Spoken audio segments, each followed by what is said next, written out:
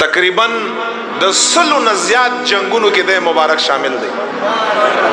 په یو جنگ کې شکست نه خوړلای، په یو جنگ کې د مبارک رستو شوی نه دی، په یو جنگ کې صف اول نه دی پاتې.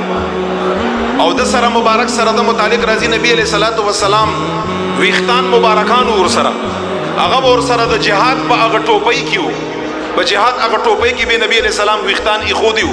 صف اول کې به جنگ د خالد ابن ولید او یو په جنگ کې صفای سالار دی او چې کله کافرانو حمله وکړه دنه ټوپۍ وغورځیدا، اول صف یم پرې خودا، شایم را وګرځولا، رستو صفو کې مراغي ټول مسلمانان خالد ابن ولید ته ګوري چې خالد ابن ولید غوندې انسان چې توریم وغورځولا، شایم را وګرځولا، اول صف نه رستم لاړ.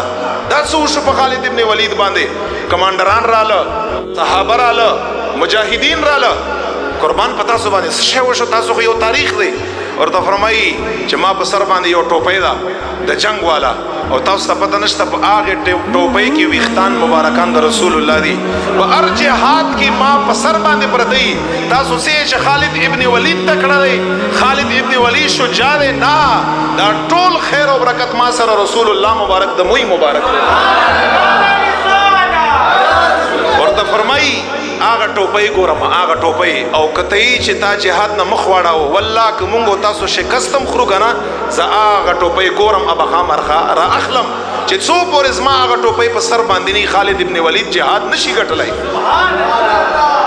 د مبارک او چې کله بیا وفات کېده بستر باندې وفات شو، نبی علیہ السلام له یو لقب ورکړو سیفون من سیوف الله. سیف الله یې لقب دی د خدای پاک د تورو نه یو توره د خالد ابن ولید، الله توره د الله تلوار.